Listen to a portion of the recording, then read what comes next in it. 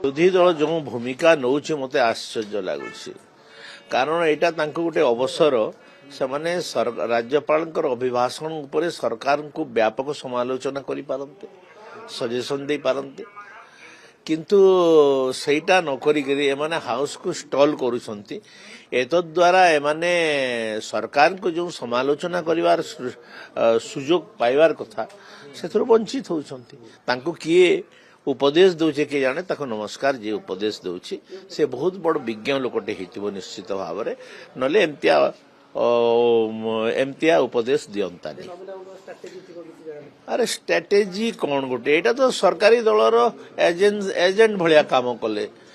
ତୁମେ ଗଭର୍ଣ୍ଣରଙ୍କର ଧନ୍ୟବାଦ ପ୍ରସ୍ତାବରେ ତୁମେ ହାଉସକୁ ଷ୍ଟଲ୍ କଲ, ମାନେ ଚଳେଇଦେଲ ନାହିଁ ମାନେ ତୁମେ କ'ଣ କି ଆଲୋଚନାରେ ଭାଗ ନେଲ ନାହିଁ।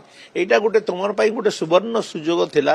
ସରକାରକୁ ତୁମେ ସମାଲୋଚନା କରିପାରିଥାନ୍ତ, କ୍ରିଟିସାଇଜ କରିପାରିଥାନ୍ତ। ଯେଉଁ ଧାନର କଥା ତୁମେ କହୁଛ, ୟା ରାଜ୍ୟପାଳଙ୍କର ଅଭିଭାଷଣରେ ସରକାର ସମ୍ପୂର୍ଣ୍ଣ ବିଫଳ ବୋଲି କହିପାରିଥାନ୍ତ ଏବଂ କେମିତି ବୁଦ୍ଧି ନାହିଁ ସରକାରର କ'ଣ ନାହିଁ ଏସବୁ କଥା କହିପାରିଥାନ୍ତ। କିନ୍ତୁ ସେସବୁ କଥା ନ କରିକି ଏମାନେ ତ ପଳାୟନ ପନ୍ଥୀ। କୋଉ ମନ୍ତ୍ରୀଙ୍କର? ଯୋଗାଣ ମନ୍ତ୍ରୀଙ୍କର ଇସ୍ତଫା ମାଗୁଛନ୍ତି। ଏଇଟା ଗୋଟେ ପଲିଟିକାଲ ଷ୍ଟଣ୍ଟ। ଆଉ ସେଥିରେ କ'ଣ, ସେଥିରେ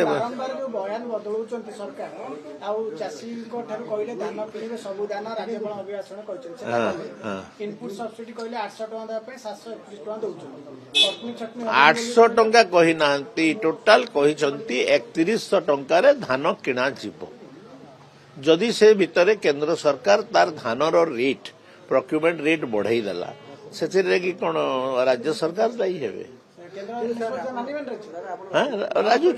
ରାଜୁଛୁ ଶୁଣ, ଯେତେବେଳେ ଧାନ ରେଟ୍ ଗୋଟିଏ ଥିବ ଏବଂ ଆମେ ତାଙ୍କୁ କହିଥିଲୁ ଆମେ 3100 ଟଙ୍କାରେ ଆମେ କିଣିବୁ, ଆମେ 3100 ଟଙ୍କାରେ 3100 ଟଙ୍କାରେ କିଣୁଛୁ। 3100 ଟଙ୍କାରୁ ଯଦି କମ୍ରେ କିଣନ୍ତୁ ତାହେଲେ ସେମାନେ ଆମ ଉପରେ ଅଭିଯୋଗ କରିପାରନ୍ତି। ସେମାନେ ବହୁ ଅଭିଯୋଗ କରିବେ, ଅଭିଯୋଗର କ'ଣ ଅଛି ଉତ୍ତର ଦେବା ପାଇଁ? କରନ୍ତୁ, କୋଉ ଚାଷୀଟା ବିଜେଡି ସାଙ୍ଗରେ ଅଛି କହନ୍ତୁ? 100 ଟଙ୍କା ବୋନସ ଦେବା ପାଇଁ ଏମାନେ ସୋହେଲାରେ କହିଥିଲେ, 100 ଟଙ୍କା ବୋନସ ଦେଇପାରିଲେନି। ଏ କଟଣୀ ଛଟଣୀର ଆରମ୍ଭ କୋଉଠୁ ହେଲା? ତାପରେ ଏଇ ଯୋଉ 19 କେଜି ଆଉ 13 କେଜି ସିଷ୍ଟମ କୋଉଠୁ ଆରମ୍ଭ ହେଲା? ଏଇଟା ସବୁ ବିଜେଡି ସରକାରର ଦେନ।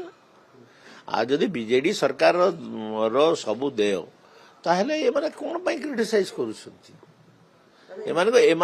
ଏମାନେ ମୁଁ ଭାବୁଛି ଏମାନେ ଯଦି ବିଧାନସଭାରେ କିଛି କହିବେ ତାହେଲେ ଯେଉଁମାନେ ଅଛନ୍ତି ଶାସକ ଦଳର ସଦସ୍ୟ ଏମାନଙ୍କୁ ବେଶୀ ନଙ୍ଗଳା କରିଦେବେ। ସେଇପାଇଁ ଡରରେ ଏମାନେ ହାଉସଟାକୁ ବନ୍ଦ କରୁଛନ୍ତି।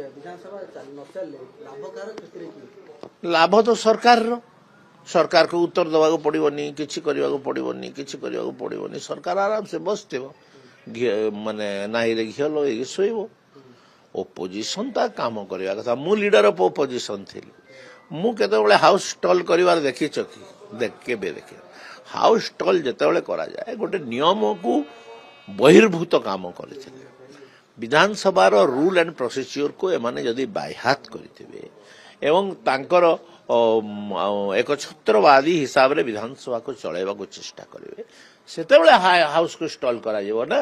ଏ ଆଲୋଚନାକୁ ତ ହାଉସରେ ଷ୍ଟଲ୍ କରାଯାଏନି ନା। ଆଲୋଚନା ହଉ, କିଏ ମନା କରୁଛି? କହନ୍ତୁ। ଓଡ଼ିଶାବାସୀ 4 କୋଟି ଓଡ଼ିଆ ଲୋକ ଦେଖୁଛନ୍ତି, ସେମାନେ ନିଷ୍ପତ୍ତି ନେବେ ନା, ମାଲିକ ତ ସେମାନେ।